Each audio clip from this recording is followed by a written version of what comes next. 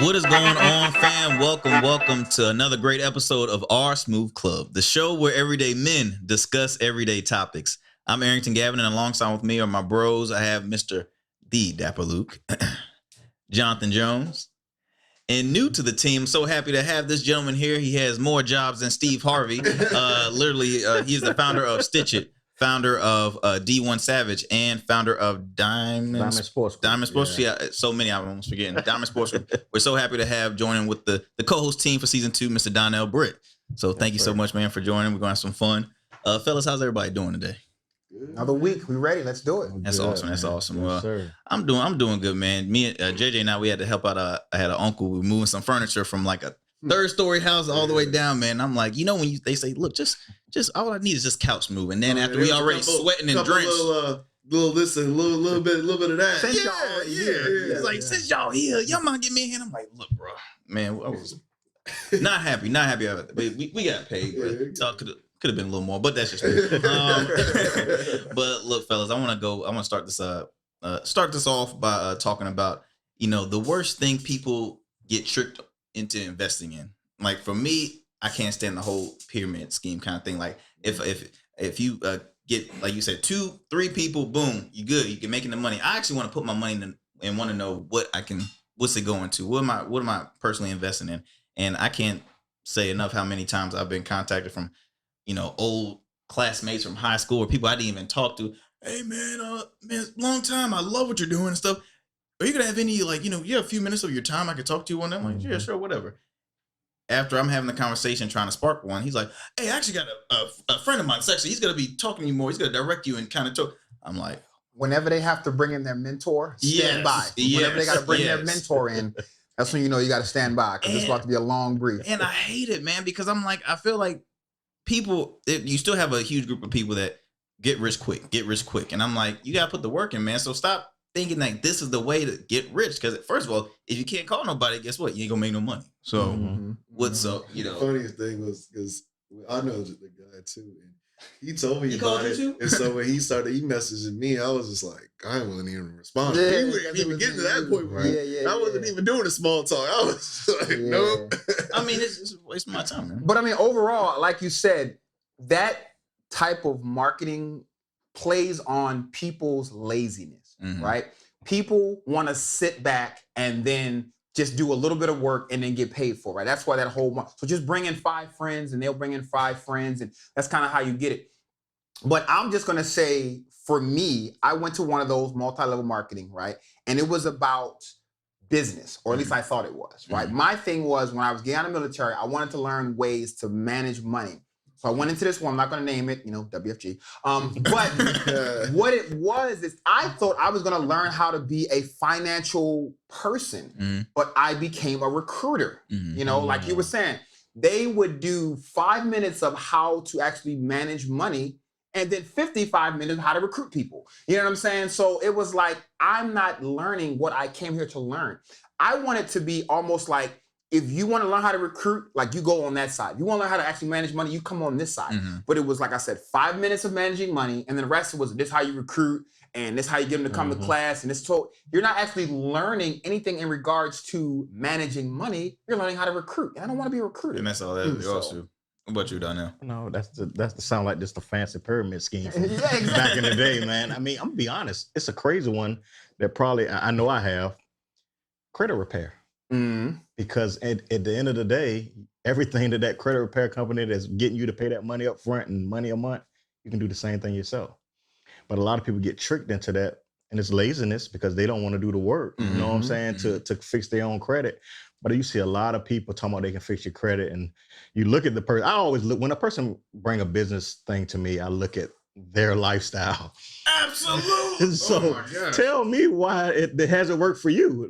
Why you're, what I'm saying? Why are you still staying in this apartment? You're not driving. Nothing has changed for your life, but you're trying to tell me I'm gonna make $1 million. It's impossible, man. As businessmen, we know that that's impossible. And I'm glad you brought that up, because like, if you actually, like, Luke, like when you attend a class, the person that's probably their mascot on teaching the class is probably the successful guy, dressed to a T, got the nice car. So they're looking at this image saying, I want to be just like that person. And then when it actually happens, it's like, all right, 3 years happened, and like I Well, just yeah, he's successful though because he got 1,000 people under him. exactly. He's the one getting all the money. And he gets paid way before you get paid. Like you're paying your initiation fee, he gets paid off of that. You bring in 1 or 2 people. You're supposed to bring in 5, but you bring in 1 or 2. He getting paid off of that, but you're not getting paid because you only brought in 2 people. So it becomes this very vicious cycle. But the one thing, and I've said this in the past, right? When you're recruiting, the one thing you don't have is time, right? So the time that you're spending recruiting, you're not doing anything else but recruiting. You got to understand that. People are so wrapped around, you know, if I do this, I get this amount of money. But no, you need to be looking at the time you're putting into whatever you're doing and think about what can I be doing with this time other than recruiting people. Unless you want to be a professional recruiter, like I said, you can be working on your own business. You can be fixing your own credit, and it would take the same amount of time, and you be doing it, and you can put time towards other things. So my thing is with anything, take your time, learn it, understand it, and then you'll see that, like you said, you don't need these people or what they're trying to have you do. You don't actually want to do, you know, so. And especially if you put in, you know, whatever you invest your money in, man, do your own homework. Like for me, I'm like, if I ever wanted to think of like something off the bat, a bar. The reason why is because, see, in a bar, when you get a promotion, when a huge accomplishment happens to you, where do you want to go to celebrate? The bar. If sadness, if you got fired, if you got dumped, if someone died in the family, where you gonna go to take care of you? The bar. So where you go to, JJ? The bar. Okay. And it's a soother. I mean, that's why cigarettes are still probably making a lot of money. It's a soother. So not saying I would, invest in cigarettes, but I'm just saying, as for an example, that's something I see as a good investment. That ain't gonna go away. What, cigarettes? No, I'm talking about like bars, not like malls, because we never thought malls are gonna disappear. Yeah, that brick and mortar, man. That brick and mortar taking a hit. But yeah, liquor. That's one thing you always gonna make money in. I mean, you can go to a restaurant that food is straight shitty, but they got some great drinks though. I'm like, I only come in for the drinks. She heavy-handed, I don't know what. Heavy-handed bartender. Exactly. I love this place. People want to socialize though. Yes, the interaction. You got the same bar at home, but and it costs way less. It costs way less. It's cheaper at home. But they want to get out of the house and go somewhere. Exactly.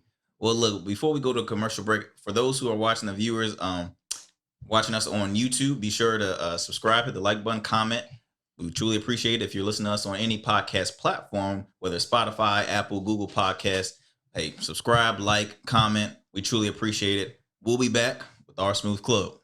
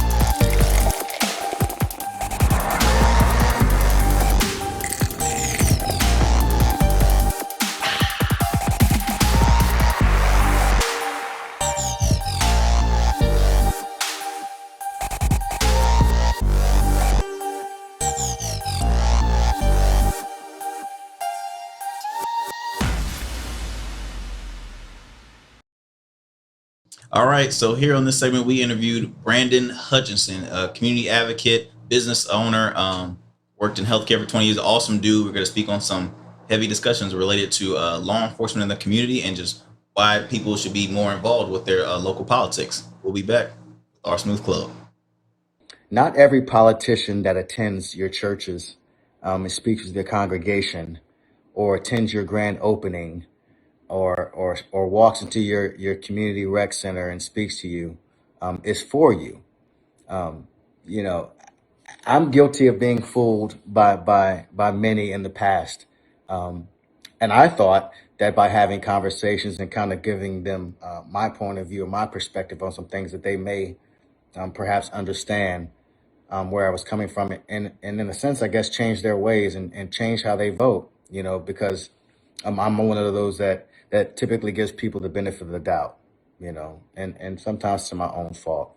But I have seen these politicians time and time again prove me wrong. And I say that because these folks that attend your grand openings and speak to your congregations and tell you that they're all about your community are in fact lying to you continuously. And we continue to elect them over and over again, or we continue to lose to them over and over again. And so I ask you to be mindful of the folks that you were inviting into your grand opening, or into your communities, into your churches, because these folks really do not mean to do well by you, by your family, by your congregation, by your communities, or by your business. They could care less. And so I would ask that you do your research prior to inviting these people to come out and see you, because not all publicity is good publicity. I can tell you that now. And it sickens me to see these folks continue to do it. So again, just be mindful. Word to the wise, everybody coming to visit you, they're probably doing it for their own political gain, to give you the impression they really care when they really don't. Anyhow, have a good weekend, guys. What is going on, everybody? Welcome back to Our Smooth Club, the show where everyday men discuss everyday topics. Our guest for this evening is Mr. Brandon Hutchins, man, local community advocate, worked in healthcare for 20 plus years. Awesome dude, and I'm so happy to have him on the show. Ladies and gentlemen, Mr. Brandon Hutchinson. Did you like that? Did you like the intro? I know we were talking. I like the intro. Did I forget anything? I didn't want to kind of gave me the alley-oop. Just a little bit, man. But thank you so much for coming, man. Because one thing we love to promote on this show is just young people doing awesome things. And yes, you all young. I know you say about the term 40 in June. You don't look it, bro. You don't look it, but you've accomplished so much great things. You served in the military. You served for the Navy, which we thank you. Worked in healthcare, you local community advocate. You've also even ran for local office. So you've done it all. Business owner as well. You do it all. Yeah. So what got you? Oh, I'm sorry. What were you about to say, boss? No. Go ahead. What got me into what? He loves it. Yeah. No. Yeah, he did it well. I told him, I was like, I'm not very good at talking about myself. You go ahead and do it. But after talking with you, man, you have a huge passion for helping the community, helping low income families, and just helping. Right, helping in general. Yes. Yeah, I mean, we spoke about it briefly before. When people ask, how did I get involved in local politics or just community work? My oldest will be 21 in August, and then my son, he just turned 20. So I've got two that are pretty old. So they've had a lot of friends over the years, and I was fortunate enough to kind of mentor a lot of their friends coming up. Some were success stories, some weren't so great. Then once I got out of the military at 11, I wasn't quite done serving yet. So once I got the degree taken care of, I started asking myself, what else can I do, to get involved? How can I make a much bigger impact? Because at that time I thought, well, maybe PTA is a little bit too small. Maybe a little league team isn't where I need to be. How can I help more? And I don't want to talk too much. I don't want to hold you guys. But you're fine. This opening came up for a city council seat in Virginia Beach. Council member that was in the seat had to vacate due to residency issues. And so they put out a news release saying, anyone could apply as long as they resided in the Beach District. At the time, I had no idea what the Beach District was or how to become a council member or any of that. I said, all right, well, let's find out where I live. Come to find out, I was at the tip of the Beach District. I told my wife, I said, all right, looks like we made the first little cut or whatever. So I checked it off, sent my resume in. Unfortunately, I didn't get selected to become one of the finalists. But I noticed on the list of finalists that they were CEOs and all these established people, and all these heavy hitters. A lot of heavy hitters, and so immediately my natural thought was, man, I guess I'm not good enough. So, well, they won't pick me, then I guess I'll run, right? So me at the time thinking I could just decide to run for. Here I am just deciding to run for office. Never ran for any. I didn't run for SCA. I didn't run for dog catcher, so I didn't have any idea how this was gonna happen. But the way I saw it was, when someone tells me no, I'm gonna find out how to do it. So I ended up filing to run. It was the first time I entered the race in 2019, and I ended up exiting after learning how the process worked. You know, and I hate to use it this way, but sometimes people say you have to wait your turn, right? I never really believed in that, waiting my turn. I want it when I want it. You know, I'm going to do what I need to do to get there. But there are situations where I could want that as bad as I want to. Doesn't mean I'm going to get it. It doesn't mean I'm going to get the support or the financial backing of, you know, the party or otherwise. And so there's still rules in place that, you know, people aspiring to get into politics have to abide by, or should abide by, rather. And so I waited until 2020 and ran again. You know, is it? I mean, do you think there's another? You know, would you think of running it again? You know, maybe if the landscape of politics or local politics changes, if I felt like honest people got an honest shot, I'd give it a go. If I felt like the city of Virginia Beach was ready for... You say that one more time. I don't think the congregation heard you. Yeah. When politics is ready to give honest people an honest shot, I might give it a go. When the city of Virginia Beach, more importantly, is ready to move forward, I'll probably give it a go. But if I continue to see this trend where Virginia Beach is going backwards instead of forwards, probably not. Because I told myself, I said, man, Virginia Beach isn't ready yet. You know, and it isn't. The show is proving itself right now. It isn't ready yet. You know, there are a lot of people that want to do the right thing, that want to get involved, but maybe they don't necessarily know how to do that. And by the time issues are discovered, it's too late. The election's already happened. You know, you missed out on being able to help facilitate the necessary change. Yeah, and I think too. I think that's something that could definitely continue to, like you're saying, for people to have access to, hey, we have this city hall, come to the city hall meetings and stuff like, because there's a lot of people that will be like saying, man, I can't stand what's going on. Well, go speak your your problem, your issue, and see if we can do something about it. But you mentioned earlier about backwards and not forwards, and you know, again, the city of Virginia Beach has been in some, you know, nothing positive for the past while. They don't play fair. They don't, and you know, I brought him up because, you know, JJ and I, you know, we lost a good friend of ours due to you know, unarmed doing the law enforcement. He gunned down an unarmed African American. Another story that we continue to hear, and it happened in the city of Virginia Beach. Now people are very pissed because they're like, okay, what's going on? It's been so long. Everything's 2 weeks. It's ridiculous. And you know, for me, I want to ask the question. Just as a person, like, what would you think would be some solutions to try and bridge the gap between law enforcement and the community, not just even in Virginia Beach, but just abroad, because it's a topic. There are a couple of solutions that I've put out there, but I think most importantly, you've got to address the lack of transparency that exists between not just law enforcement, but city officials, city government in general. I mean, they don't talk, and it's kind of scary. You know, when something like that happens, we need to have somebody up there saying, hey, you know, this is what went wrong, or this is what went right. This is why X, Y, and Z happened. Provide some explanation as to what's going on. But the longer you stay quiet, the more questions people have. You know, people aren't stupid. I mean, if it came out that the body cams, which, by the way, City of Virginia Beach spent $5 million on, the body cams didn't happen to work. You know, $5 million. That's fun. You have nothing to do but question.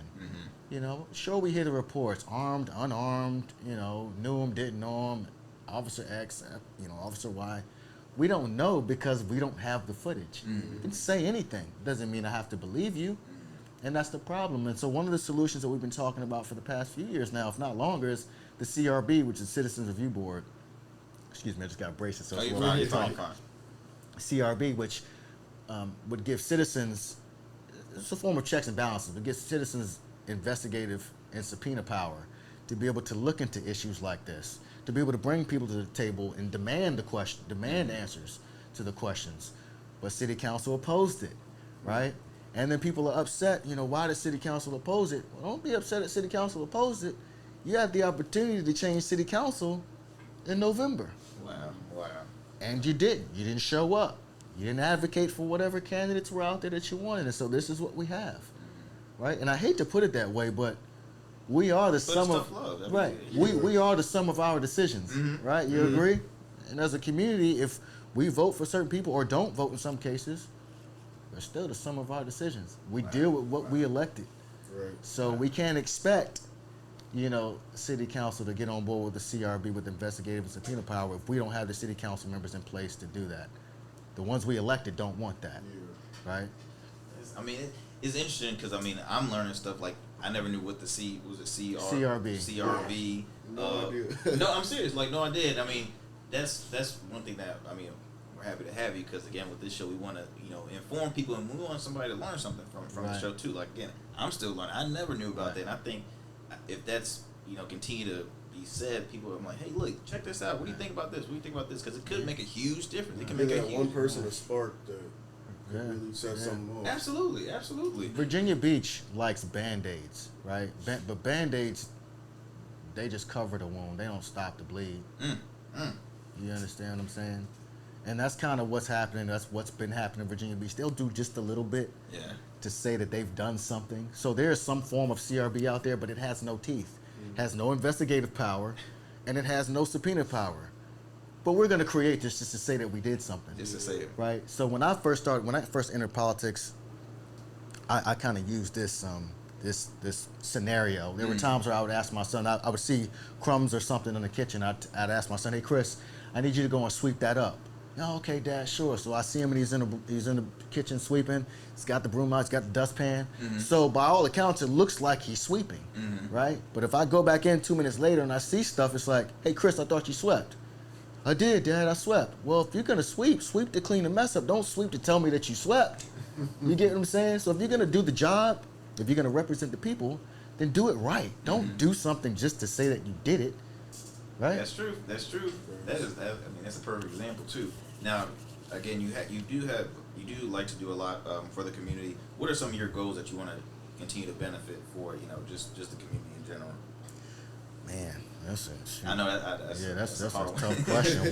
What? I guess for me, I just want people to become more aware, more active, in their communities with their local city government. It all starts at the local level.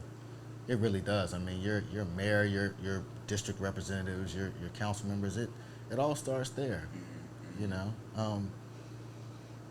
can, how deep do you want to go? We can talk about, the disparity study that took place. I don't know if you guys know that, but Bruce Smith, which is a friend of mine, got behind that some years ago. And I think at one point in time, actually volunteered to pay for the study itself. Wow. In short, the goal of this study was to find out if there were gaps or disparities within business between the city of Virginia Beach and SWAM, or small women and minority-owned businesses, right?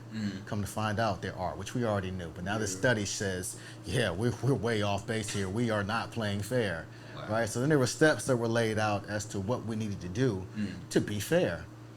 We still haven't met those goals. Most recently, the decision came up probably a few council meetings ago where Councilman Wooten asked for, I want to say it was $2,300 to be able to rent spaces within Virginia Beach to do her Ignite business series, which was designed to educate women and minority-owned businesses on how to obtain city contracts, or how to do business with the different entities, or just general questions and information is what this was for. And the purpose for her getting these buildings was to be able to touch everyone across the city. So while we do have city-owned businesses, i.e. rec centers or convention centers, not everybody can get to those. And so in some cases, you need to go to them to educate them. Absolutely. They shot it down. It was $2,300. $2,000. But on $5 million on body cams, and we do not hesitate to give multi-million-dollar tax incentives to these public-private partnership deals. Well, like you said, a lot of people in office, they have help in order to win their seat or to win the race. So they're probably just continuing that favor and be like, 2,000, I can't do it. I can't do it. Head, I'm like, I got like 10,000. But we got this 20 mil for that development. on top of the hill over there. We can do that. My own parking space too. You said. Yeah. But but it sends a horrible message to the public. It really does. We don't care enough about you. We don't care enough. We don't care whether you learn how to get city contracts or not. We don't care. That's what you're telling me. That's the message you're sending. And then at the same time, when it's campaign season, you want those same people to come and vote for you. Right. And the sad part is, I think too they will continue to bring up, say, like a past thing. For example, in Virginia Beach. Now I live in Chesapeake, but like in Virginia Beach, they always bring up the municipal shooting and what they did. Right. And I'm like, to the point, I'm like, don't try and mess with someone's heart now to try and get some votes. I'm like, it's still pandering. talking about that. It's pandering. I've addressed that on a number of occasions. It really pisses me off to see people do it, because these are people that'll come out to your churches, they'll come to your neighborhoods and rec centers and shake your hand and kiss your baby and give you some fruit punch and all this good stuff. And then when it comes time for them when it comes time for them to make a decision that affects your future or your kids or your grandkids' future, you crap on them. And then you come back again like we're fools 2 years and 4 years later in search of the same vote. And because some of us don't know any better, or they got a certain designator behind their name in the form of a D or an R, they're like, oh, I'll just vote for this one. Whole time, these people never really cared about you, right? It's so, and just to touch on this disparity thing again, let me break it down a bit further. So there are like $1 million contracts that people can get that they bid on and they win. If it's building a school, if it's some sort of any kind of building, right? Some of these people, when they're putting their bid in, they'll say they're using XYZ minority company because it looks good, right? Oh, we're going to use minority company. You should give it to us. Okay, yeah, it's a great idea. Check, right? Contracts nearing the end. XYZ minority company hadn't showed up. Like, hey, well, where's XYZ minority company? Oh, we decided not to use them. They weren't big enough. They couldn't handle the job. It's like, oh, wow. So we awarded you the contract, but there are no mandates that require you to actually do what you said you were going to do, right? And so, right. And so here's right. But we don't have elected officials in place to kind of stop that, right? But the way to fix that, if your argument is you didn't use a certain company because they aren't big enough, then unbundle the contract, right? Break the contract down, subcontract to XYZ minority company. They all get a piece, right? We can't complain about certain neighborhoods. They like to complain about Green Run, or they like to complain about Atlantis. But I tell you what, if you start unbundling some of those contracts and letting some of these minority companies eat, you'll start seeing flowers grow in these neighborhoods. You'll start seeing grass planting. You'll start seeing their kids playing recreational ball because now they have the funds to be able to do it. Until then, you got to stop complaining. Don't complain to me about kids out on the corner or kids getting into trouble. You aren't helping at all. In fact, you're doing the exact opposite. You're contributing to the delinquency, and that's a crime in itself. And they just think defund the police is just no, that ain't. That's not. It's been and that's a whole different story. Like $5 million for body cameras that don't work. For what? And now you have an innocent person that lost his life, and we're still answering questions. Families don't know answers. Friends don't know answers. Nobody the hell knows answers. Oh no, people know. People know. Oh well, yeah. People know, but the ones that want the answers, they can't. They can't get them. No, you can't get them. I can't get them. No, the people that the citizens are the folks that deserve to have the answers. If you want me to trust the system, if you want me to trust law enforcement, if you want me to trust that when I pay my taxes it's going to be put to good use, show me. Show me why I should trust you. So far, all you've shown me is why I can't trust you. You get what I'm saying? Absolutely. Right? Absolutely. We don't know Donovan's situation because we weren't there, right? 1, 2, we don't know because the body camera wasn't on, right? Donovan could have been me. So I'm assuming there's no cameras. Yes, there's cameras. Yes, there's cameras. Those cameras work when they need them to work for, man. Listen. Oh my gosh, man. Look, stuff has been captured on cameras and they've prosecuted people based off of what they've seen on cameras. But for some reason, nothing was caught that night on anything. Not on personal devices, not on CCTV that the city owns, not on any body cams, nothing. And there's no logic. There's no logic to it. I don't mean to cut you off. We gotta run out of time, man. You're gonna be back though. You're gonna be back. You're gonna be back. First of all, man, I mean, that 10 minutes went by quick. I feel like that whole interview. I mean, somebody might. I'm moving to Virginia Beach. You gonna run again? I'm voting for you. I'm serious. I'm dead ass serious. Right. Look, thank you so much, man, for being here. I know you informed a lot. Myself, JJ, a lot of people that are watching. A lot open of eyes to a lot of stuff. Absolutely, and a lot of people don't even know. And I just appreciate bringing out the time. And again, we thank you. You always invited, brother. Thanks for having me. And let me borrow your car real quick too. Okay, we'll be back. It's gonna cost me. This jacket, I get this jacket. We'll be back, guys, with our Smooth Club. All right, so that was Brandon Hutchins. They had a good conversation. JD and I had a great conversation with him, speaking on local politics and why the community should definitely, pay attention when it comes to definitely some eye-opening things. Absolutely, that, aren't that hard. It's just nobody knows. It's just taking that first step to even questioning the things and realizing it's not really out of reach to have that impact. It was 4 things he spoke on. I'm like, I never heard you said what? Say it again. And I think it's definitely helpful that we all should be informed. And again, that's the theme of the show: people to inform others so they can learn something new every day. So definitely.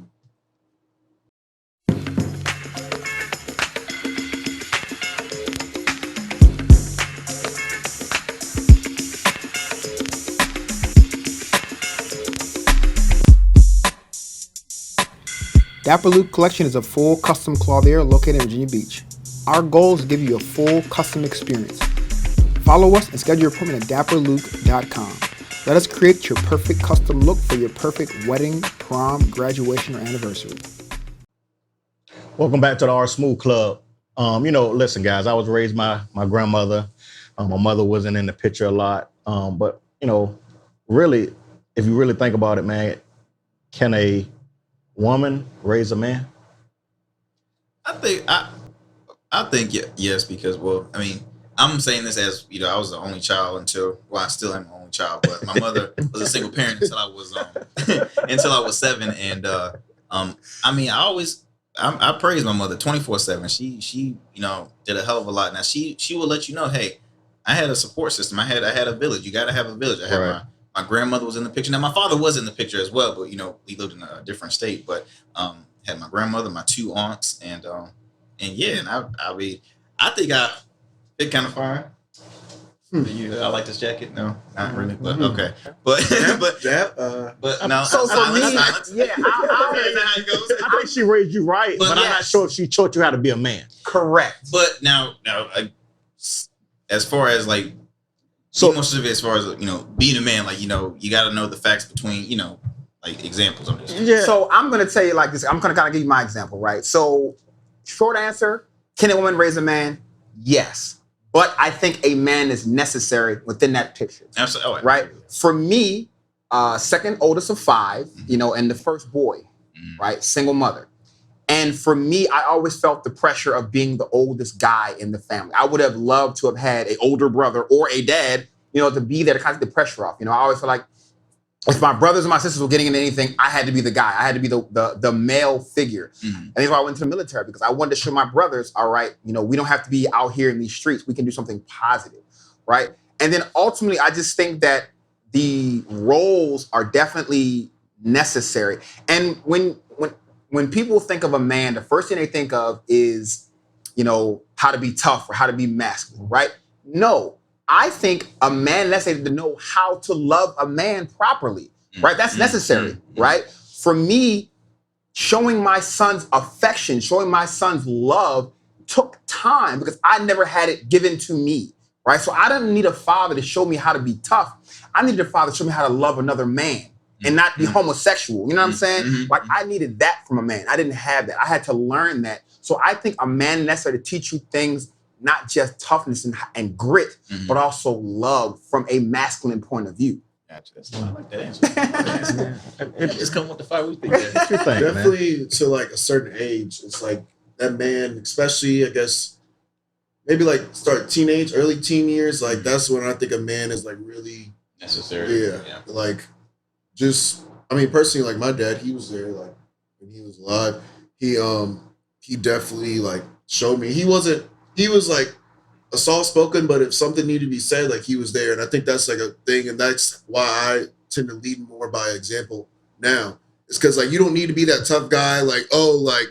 I'm gonna beat you up, like blah blah blah. That's not what being a man is about. Everyone associates, a man as the tough, and that's a part of it, but that's not the only male aspect. It's just like really just when things need to be said, like you step up and say it and not be scared or take anything from anybody. Like that's what being a man is. Yeah. And character, like you said, being a man of your word. If you say you're going to be somewhere, be there. If you say you're going to do something, do it. One thing I tell my boys all the time, when they were playing sports, they would go to practice for a couple weeks and then they'd be like, Dad, I'm tired of this. I'm like, you made a commitment to your team. You got to do that. You're going to play basketball. All your teammates go to practice. You're going to go to practice because you said you were going to be there. Those are what, to me, being a man of your word, being a man of character. If you say you're going to do something, do it. If you're going to be somewhere, be there. You know what I mean? Those are the attributes that I think, yes, a woman can tell you about, but it's a man can show you, and then he can, through his actions, you just take those things on board. And kind of like what you're saying, JJ, not everything that is learned has to be said, right? You learn a lot through just watching a person, how they react to something. Then that's how you kind of, shape the way you're going to react to things. So, yeah, I mean, I think a woman can show you how she thinks a man should be, right? And so it also depends on, what type of hurt she had from a man. And did she have her father? And so it's a lot of layers to it. Yeah. I say yes only because I believe anybody can do anything. So saying a woman can't do it, that would be a broad statement because, we all women do it all the time. That we are okay, right? I was raised by my grandmother and I'm a man, right? But I know for a fact that I emulate strong men that I saw, right? So instead of, I can't emulate what my mother does. I can't put on a dress, all that stuff. She can't show me some things. She just can't show me. She can't teach me. She can talk to me about it, but it comes. That's why some kids, kind of gravitate to somebody outside of the household because that's what they want to be. They want to be like that guy, or they want to be like that football guy, or the guy who makes the suits, or the guy who their coach. Right, their coach, right? That's why mentorship in sports. That's why youth sports are so important because that male. I remember my coaches, and to this day, and we have lost that in this day's society. I would never disrespect that coach when I saw him in the streets. But the kids these days, they don't care. Not even in the streets, but shoot, you see, what's the dude, the cornerback for the Rams? Rams, Jalen Rams. Right. Remember when he was with Jacksonville and they showed him get his, he was fussing the hell out the head coach. The coach. Game, and after that, he got traded. Right. But you can't, like you said, I don't care if I'm an adult, I'm still not going to do, you don't do that to your coach, man. It's just, it's disrespectful. Right. Even I was going to say, and kind of what you were just saying, Donnell, the woman, unfortunately, when she's trying to show a boy how to be a man, she'll say, don't cry. Why can't boys cry? Right? Why can't boys cry? Why do we associate, him crying or showing emotion as a negative or bad you do thing? have some fathers that say that too now. Very true. Holistically, everybody says that. You know what I'm saying? But it's a false mentality. You know what I'm saying?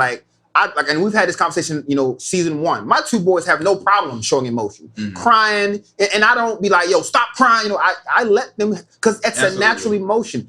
A man's only emotions are not happy and angry. We have a lot more emotions than that, right? And so we can't associate being a man with being tough, not crying, not having emotion. Those are just not the things. So. I don't know. I think like the biggest thing, like what you talking about is like, I don't even have kids, but like seeing some parents, like the kid is upset, like he's gonna cry, but like it's the difference between him throwing a tantrum and like doing all this, like he was raised bad because that's how and letting him express himself over like something. Well, and it scars that kid. I mean, then like for future stuff, if that person cries, like I can't see it. I mean, they're scarred. It's like let them get it out. Yeah. And then that's also the reason why we don't go to our homeboy and cry to him, because we think we're gonna be looked at and perceived to be soft. So that's one of the things I like to talk about one day is why is it that we can do everything, we can go hang at the bar together, we're gonna hang out, play basketball, but if I'm hurting, I can't come to you and cry to you like, women do that all the time. But I can't come to you because, you'll call me, oh man, he's soft or this, that, and the third. But that means the man never has an outlet for his emotion at the end of the day. Because who is he going to cry to? He got to cry by himself, right? So, but yeah. when I always cry, I'm gonna call Donnell. Be like, Donnell, man, I just watched this movie. I just watched So Happiness, man. It's 2 a.m. He said, "What you say? How long? I just did such a movie." I'm messing with you. So this is our Smooth Club, and we'll be back after the break.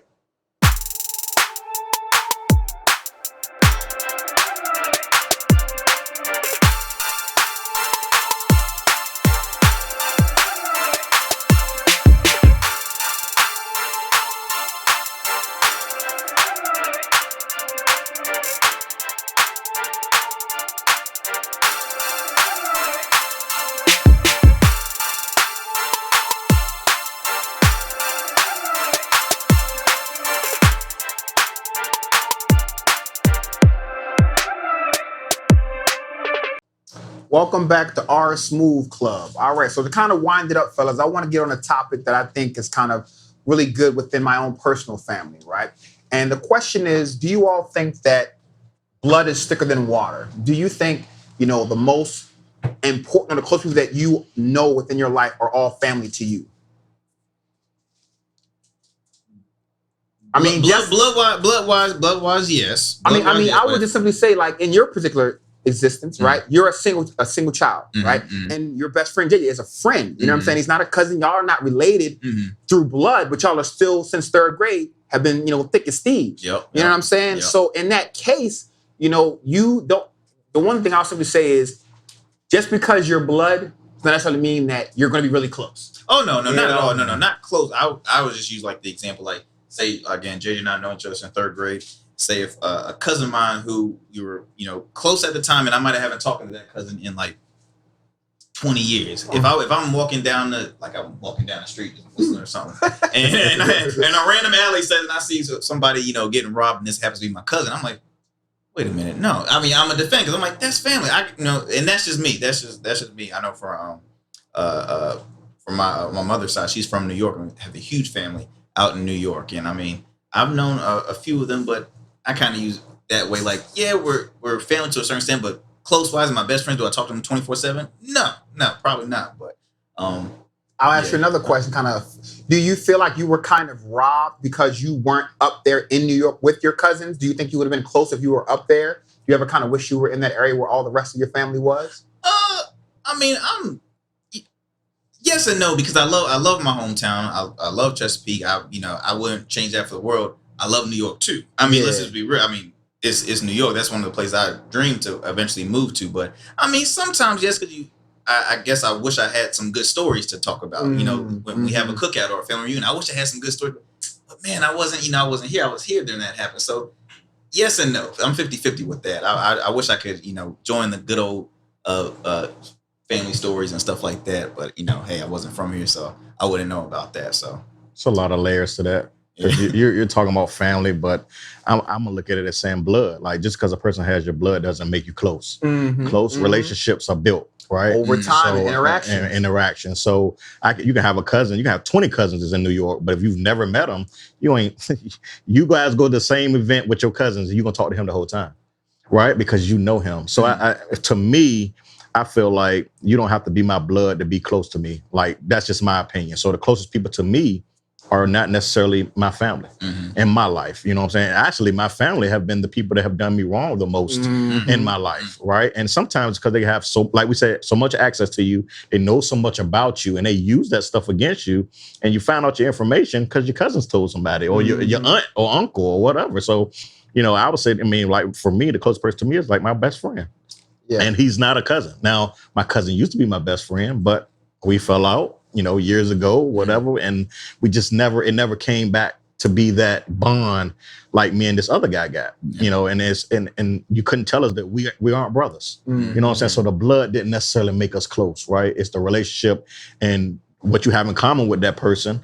And ultimately, can you stand to be around them that much? That's true. You know what I'm saying? So I know that'll be a question to ask like a professional athlete, when they first get, because I mean, that's the main financial reason coming out of the woodwork. So now we got all these cousins. And for me, kind of, what you were saying, when I was growing up, I had quite a few cousins. I grew up in East Baltimore. A lot of my cousins grew up in West Baltimore. But I only had really one cousin that I was like we were tight like glue, you know. Right. But I had so many other cousins, and like you said, when we would have a family reunion, we would go out to skate night. It was great, you know. But there was only one cousin that I always wanted to be around. And we, like you said, we just clicked, right? We're older now. We don't talk as much. I'm in the military. I moved away from Maryland. You know what I'm saying? But when we do get in a room, we get around. You know, it's just like you know, we never left. You know, so we have that bond. You know, and kind of like what you were saying, Donnell, like now that the one thing that I think the military taught me is appreciate who's around you right now. Absolutely. Right? You know, you sitting there focusing on who ain't around when you should focus on who is around. You know, then you build a relationship with those that are around you. And that's kind of what a conversation I had with my youngest son. You know, he was so focused on every time we go home to Maryland, he has such a good time with his cousins. And he always wished he could be up there in Maryland with the rest of his cousins. I'm said, you have some great friends in Virginia as well. You know, so when you're in Maryland, yes, enjoy that time, you know, get to know that family. But when you're in VA, you got great friends, you got sports, enjoy them in VA. And then, you know, just have that two separate things, you know. You don't necessarily have to be family to be really close to them. You can have that with your friends as well. Because like, what's like the, I'm sorry. Well, looking at me, like I'm kind of like how your son is. Like my mom and dad's family, they're all from Missouri, Kansas City. So like I just grew up every year, every 2 years, going back and forth. And like, yeah, I had like one group of cousins and like I was always tight with them, but like going back now, it's like I still hang out with them and stuff, but like the other family, like they all like, oh, I remember you when you were young. I was like, I don't really like remember you. I don't know who you are. Like, I don't call them. Like, I don't talk to them. Like, but so, I think, I'm sorry, go ahead. And so like on the second half of your question that you asked him is like, would I wish that I was there? I was like missing out. I was like, nah. I definitely like living here. Yeah. But you know what I was going to say, you know, I think that's why family reunions are necessary, right? Because I know, like you said, you know, you'll see these people. And when I was growing up, we had, I can think of at least 2 to 3 family reunions that I had when I was younger, but we haven't done them anymore. Right. So now, like you said, people remember me as a child, but they don't really know me. And then my children could be sitting right next to their cousins. They don't even know it. They don't know each other. They haven't seen each other. Oh, yeah, we used to have family reunions every year. We'd go up every like other year, but like they don't really do it. This generation doesn't really do it that much anymore. So, yeah. It was almost like, I think it was funerals are the new family reunions. Yeah. My grandmother's generation and my mother's generation were the ones that were really on those family reunions, getting everybody together. My family, you know, my generation, along my father's side of the family, we tried to do it a couple years ago and we were successful doing it.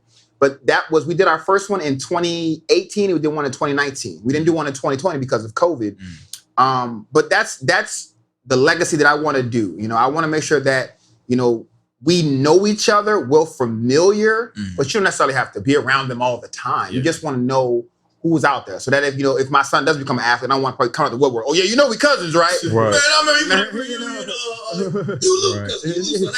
Right. So, but yeah. Now, how long has your son, like when y'all visit Baltimore, like how long does he stay? Like, I mean, y'all in the past, what we used to do, actually, we would bring a lot of their cousins down to Virginia to kind of get them out of the city during the summertime. Whenever they go up, they usually go up for like a week, a weekend, things like that. They don't really go up for like a full summer. I don't know if their mother was going to allow that. You know, she doesn't want them in Baltimore that long away from us. You know what I'm saying? But, you know, a week, a weekend, you know, that's kind of how I think. And like I said, you know, it's kind of funny. It was probably 2 or 3 summers, you know, we had cousins come down from Baltimore, my children, and we have a pool in our backyard.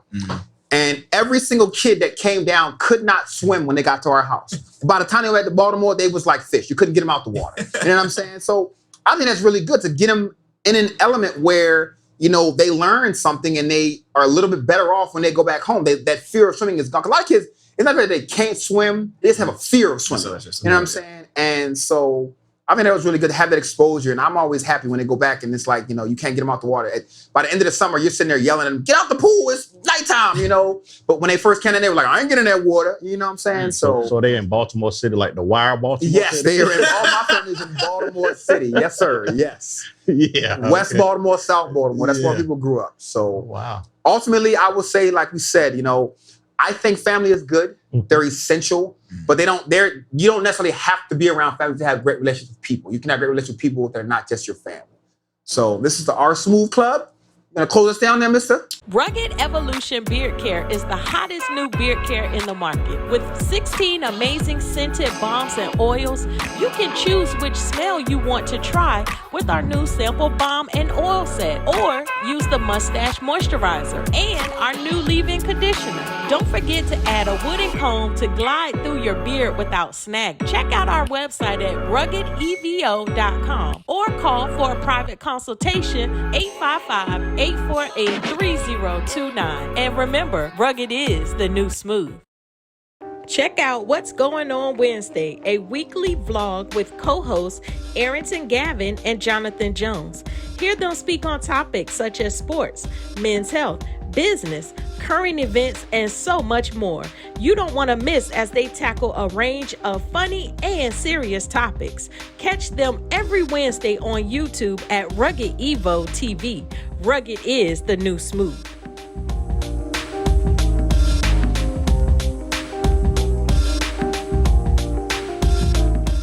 So that was another great episode. I hope y'all enjoyed another great episode of Our Smooth Club. Fellas, before we close, I want to do a quick toast. To the people that make a difference in our community, not just like Dap said earlier, the ones that sit in office, but the ones actually doing it, trying to bring awareness to people in their community. So, fellas, cheers to you. Indeed. All right. Take care, y'all.